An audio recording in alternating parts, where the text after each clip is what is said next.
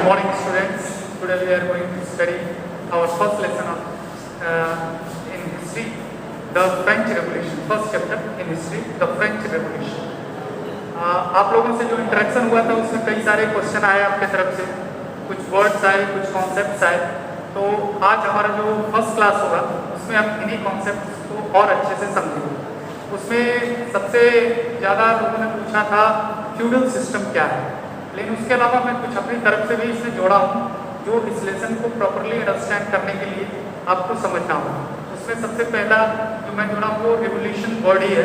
उसके अलावा 14 जुलाई 1789 जो कि रिवोल्यूशन को सिंबलाइज करता है। Second, decline of Bastille. उसके बाद है आपका revolution. Third, feudal system. Fourth, clergy. And fifth, ties या टिथ, इसको दोनों पढ़ते हैं। उसके बाद आपका टैल, ये जो टैक्स है। तो सबसे पहले हम रिवोल्यूशन को ही समझते हैं। देखिए, रिवोल्यूशन के कई मीनिंग होते हैं और सब्जेक्ट वाइज ये डिफरेंट भी होता है। हम सोसाइटी में भी रिवोल्यूशन की बात करते हैं, हम अपने एक परिवार में भी रिवोल्यूशन की बात करते हैं, हिस्ट्री में भी रिवोल्यूशन की बात करते हैं। लेकिन यहाँ जो रिवोल्यूशन है उसका एक पॉलिटिकल मीनिंग है। उसी पॉलिटिकल मीनिंग को हम समझेंगे कि रिवोल्यूशन किसे कहा जाता है। तो उसमें जो पॉलिटिकल मीनिंग है उसमें दो चीज़ें, एक तो fundamental and relatively sudden change, कहीं भी मौलिक रूप से और त्वरित परिवर्तन, इसको हिंदी में कहेंगे मौलिक रूप से त्वरित परिवर्तन। वो मौलिक रूप से और त्वरित परिवर्तन कहाँ आता है? तो सबसे पहले वो आता है पॉलिटिकल पावर में, और सेकेंड आता है पॉलिटिकल ऑर्गेनाइजेशन में। फॉर एग्जाम्पल, जैसे हम कहें कि आज इंडिया में एक गवर्नमेंट है, वो गवर्नमेंट अचानक से डिक्लाइन हो जाती है या वो अपना बहुमत खो देती है और एक दूसरा हैंग पार्लियामेंट बन जाता है, तो इसे हम पॉलिटिकल रिवोल्यूशन कहेंगे? नहीं। इसलिए नहीं कहेंगे कि पॉलिटिकल पावर तो चेंज हो रहा है लेकिन ऑर्गेनाइजेशन में कोई भी चेंज नहीं आ रहा है। इंडिया एक डेमोक्रेसी है और वो डेमोक्रेसी ही बनी रहेगी चाहे सरकार कोई भी। लेकिन एक और एग्जाम्पल लीजिए, जैसे चाइना। जैसे मान लीजिए चाइना में आज कम्युनिस्ट सरकार है और उस सरकार के विरोध में हांगकांग में बहुत सारे प्रदर्शन हो रहे हैं, बहुत उग्र हो रहे हैं। अगर वहाँ पे गवर्नमेंट डिक्लाइन हो और कम्युनिस्ट सिस्टम ही खत्म हो जाए और मल्टी पार्टी गवर्नमेंट बन जाए, मल्टी पार्टी पॉलिटिकल सिस्टम हो जाए जहाँ पे फ्री इलेक्टोरेट गवर्नमेंट को इलेक्ट करें, तब हम कहेंगे कि वहाँ पे रिवोल्यूशन हुआ और वो पॉलिटिकल ऑर्गेनाइजेशन में चेंज आया। ठीक। और फिर थर्ड क्वेश्चन उठता है कि ये चेंज होता क्यों? ये रिलेशन जो सडन चेंज है वो होता क्यों है? उसके दो आंसर हैं। पहला, परसीव्ड ऑपरेशन, यानी वहाँ के लोगों में ये विश्वास हो जाए कि जो शासन तंत्र है वो शोषक बनता जा रहा है या शोषक बन गया है और वो वहाँ की जनता का शोषण कर रहा है। तो जब ये वहाँ के लोगों का ये विश्वास हो जाए कि वहाँ का शासन तंत्र शोषक तंत्र के रूप में बदल गया है। और दूसरा, पॉलिटिकल इनकम्पिटेंस, यानी जो राजनीतिक अक्षमता का शिकार हो जाए सिस्टम।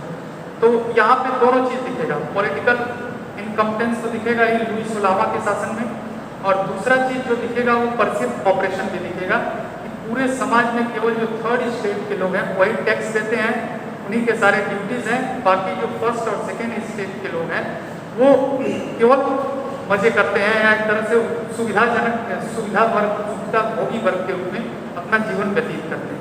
ठीक। अगला,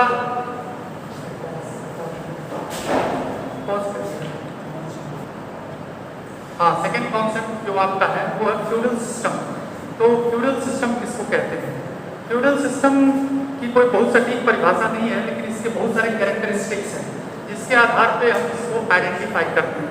पहले तो फ्यूडल सिस्टम जो है वो उसका डेवलपमेंट हुआ यूरोपियन सोसाइटी में और यूरोपियन हिस्ट्री में ही इसको हम पढ़ते हैं। मेनली इसका पीरियड रहा 9th to 15th सेंचुरी, लेकिन ये कंटिन्यू रहा। जैसा कि देखेंगे 1789 में फ्रेंच रिवोल्यूशन होता है, उसके बाद 92 में आके पूरी तरह से फ्यूडल सिस्टम 91 में आके पूरी तरह से फ्यूडल सिस्टम फ्रेंच सोसाइटी में खत्म होता है। लेकिन 15वीं सदी से इसका डिक्लाइन शुरू हो गया था और कई सारे नेशन या कई सारे स्टेट्स से फ्यूडल सिस्टम खत्म हो गया। तो इसके क्या मेजर कैरेक्टरिस्टिक्स हैं? सबसे पहला है कि फ्यूडल सिस्टम एक सोसाइटी की संरचना को दर्शाता है, स्ट्रक्चर ऑफ सोसाइटी को दर्शाता है। हर समाज की एक संरचना होती है, जैसे हमारे समाज की संरचना है जाति व्यवस्था, वर्ण व्यवस्था, लिंग आधारित भेदभाव, ये सब। उसी तरह से फ्रांस के समाज की संरचना का आधार था फ्यूडल सिस्टम, और उसमें जो रिलेशन थे उस सोसाइटी में, relation based on land holding in exchange of service and labour. पूरी जो समाज की संरचना थी वो बेस्ड थी किस पे? जमीन के स्वामित्व पर और उसके बदले सर्विस के एक्सचेंज पर। तो फ्रांस सोसाइटी में सबसे बड़ा जो जमीन का होल्डिंग रखता था वो था किंग। लेकिन किंग ने क्या किया था, राजा ने जमीन अपने पास न रख के बहुत सारे जो फ्यूडल थे, उसके बहुत सारे जो सामंत थे, उनको उसने जमीन को दान दिया, लेकिन उसके बदले उनसे ये सर्विस और लेबर दो चीज़ें एक्सचेंज में लेते। तो वो सर्विस कौन कौन सी थी? सबसे पहली थी service law and order maintain करना। कोई भी गवर्नमेंट होती है तो उसकी सबसे पहली ड्यूटी होती है कि वहाँ पे लॉ एंड ऑर्डर यानी कानून और व्यवस्था बनी रहे, कोई दंगा ना हो, कोई विद्रोह ना हो, कोई किसी को इस तरह से प्रताड़ित ना करे। सेकेंड जो उसका मेजर ऑब्लिगेशन होता है किसी भी गवर्नमेंट का, वो होता है रेवेन्यू कलेक्शन। यानी कोई गवर्नमेंट तभी सफल हो पाएगी जब वो पर्याप्त रूप से रेवेन्यू कलेक्ट करे, ठीक, और उसी रेवेन्यू से अपने सारे ड्यूटीज और ऑब्लिगेशन को पूरा करे।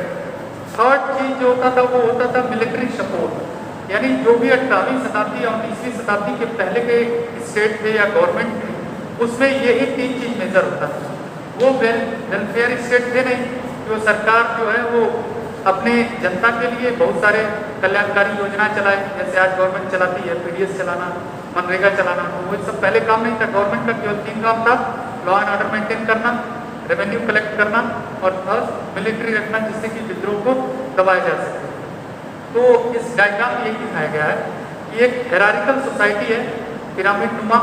इस पिरामिड में सबसे ऊपर किंग है जिसके पास बहुत सारा पावर है। उसने अपने पावर को थ्रू लैंड होल्डिंग डेलीगेट कर दिया फ्यूडल्स को। एक फ्यूडल ये, फ्यूडल 2, फ्यूडल 3, फ्यूडल 4, इसी तरह से बहुत सारे फ्यूडल होते थे। वो जहाँ जिन क्षेत्रों में भूमि पर इनका नियंत्रण होता था, उन क्षेत्रों में लॉ एंड ऑर्डर मेंटेन करते थे, रेवेन्यू कलेक्ट करते थे और इस किंग को मिलिटरीली सपोर्ट करते थे। और कभी कभी ऐसा होता था कोई फ्यूडल किंग के खिलाफ ही विद्रोह कर दिया और किंग को ही पराजित कर दिया, या ग्रुप ऑफ फ्यूडल्स किंग को पराजित कर दिया। तो ऐसा भी होता था सोसाइटी में उथल पुथल। तो इसके अलावा जो फ्रेंच रेवोल्यूशन में आपसे पूछा, तो आप लोगों ने पूछा, उसमें सबसे इम्पोर्टेंट मुझे लगा कि इस डेट को क्लियर किया जाए।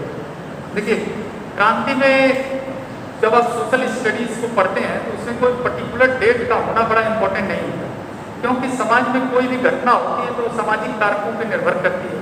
वो सामाजिक कारक होते हैं राजनीतिक, आर्थिक और सामाजिक वैचारिक, ये सब। तो जो फ्रांस की क्रांति हुई उसमें इस घटना का इतना ही महत्व है कि बास्टिल के दुर्ग का, जो कि डेपोटिज्म का एक सिंबल था फ्रांस की सोसाइटी में, उसका डिक्लाइन हुआ। और इसमें कुछ बस 7 पॉलिटिकल प्रिजनर थे, लेकिन इसका डेपोटिज्म या एक तरह से कहते हैं राज्य की निरंकुशता का इतना बड़ा प्रतीक हो गया था कि जब जनता भीड़ जुटाई तो सबसे पहले इसी को तोड़ी। इसीलिए डेट का बहुत ज़्यादा इम्पोर्टेंट है। सेकेंड चीज़ जो आपको समझना है वो है क्लैरिटी। फ्रांस की सोसाइटी हमारी तरह ही पदसोपानिक सोसाइटी थी। उसमें उस क्लैरिटी यानी जो धर्म से जुड़े हुए या चर्च से जुड़े हुए लोग थे, उनका स्थान सबसे ऊपर था परंपरागत मान्यताओं के अनुसार। तीसरी चीज जो समझनी है वो है टिप्स।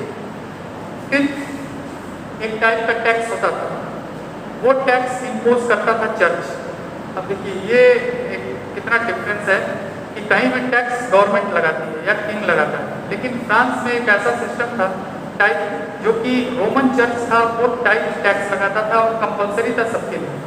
थर्ड स्टेट के जो भी थे उनको ये टाइप टैक्स देना होता था। और केवल ये फ्रांस ही नहीं बल्कि पूरे यूरोप में जितने चर्च थे सारे ये चर्च लगाते थे और अपना खर्चा इसी से निकालते थे। और उसके बाद इसके अलावा जो बच जाती थी राशि, ये सब रोम ट्रांसफर हो जाती थी। ठीक, तो चर्च बहुत मजबूत भी था, बहुत ज़्यादा उसके पास रेवेन्यू था और इसी से वो सेना भी अपनी रख लेता था। उसके अलावा एक थर्ड चीज़ थी, वो थी टेल या टाइल, दोनों इसको बोलते हैं। ये टैक्स डायरेक्ट टैक्स होता था जिसको फ्रांस की सरकार वहाँ पे इम्पोज करती है। तो ये सारे इम्पोर्टेंट जो को लगा कि आपको पढ़ाने से पहले बता दिया जाए, और ये हो गया। और उसके बाद हम नेक्स्ट क्लास में शुरू करेंगे वो फ्रेंच सोसाइटी शुरू करेंगे।